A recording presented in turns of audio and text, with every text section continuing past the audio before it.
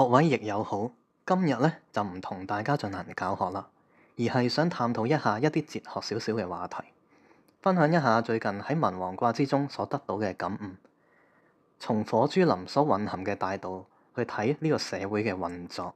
所謂易者，在天為日月，在地為陰陽，在人為心木，練其心而心自寧，修其木而木自健，先逢人事，後夫卦爻，人事變通，卦爻自曉，吉凶應驗，歷歷不爽矣。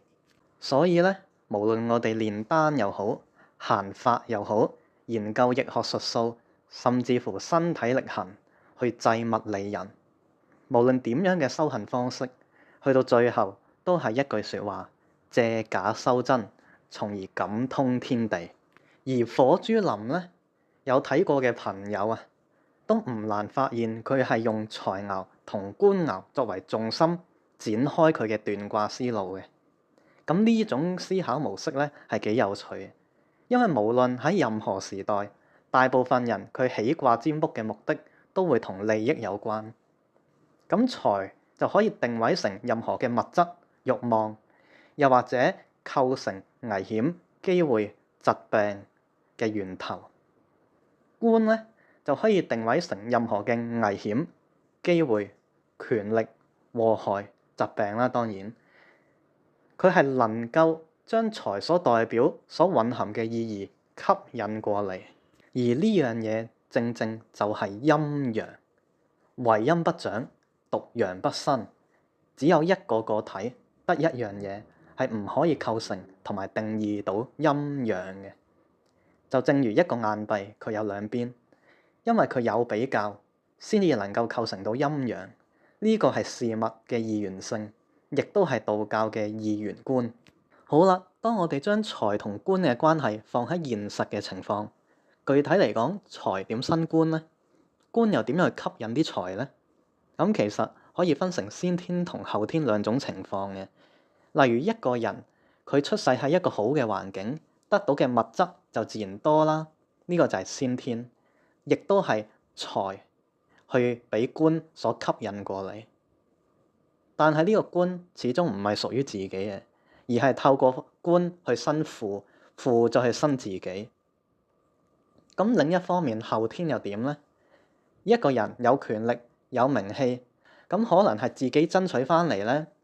咁呢個就牽涉到一個財生官嘅情況啦。如果一個人佢慾望強，或者佢身邊太多嘢要承擔，要負擔好多嘅壓力，咁佢就迫於無奈，需要更加多嘅財嚟到去滿足呢個官，提升自己價值。呢個就係後天啦。當我哋企喺利益嘅角度，財佢具體嘅意義當然唔難理解，但係將官擺喺現今社會，佢有啲咩深層嘅意義呢？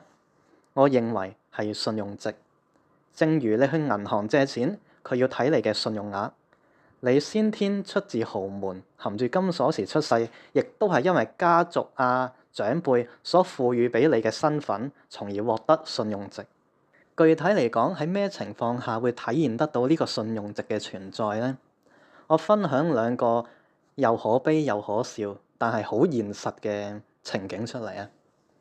就係你越唔需要嗰樣嘢，你喺嗰方面嘅信用值就越高嘅。就例如你越唔需要借錢，就越係容易收到啲借貸廣告嘅信息，因為佢知道你還得起啊嘛。又例如喺感情方面，越係對一個人冇感覺冇興趣，偏偏佢就係中意黐住你喎。即係你好愛嘅，你得唔到；你唔愛嘅，你甩唔到。得道經有云：大器免成。冇錯，係得道經，唔係道德經，係免成，唔係晚成。注定得唔到嘅事物，再點努力爭取，都係冇結果嘅。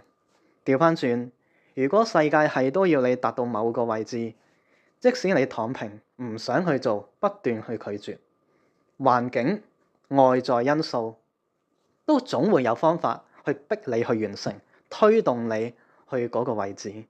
呢個就係命數。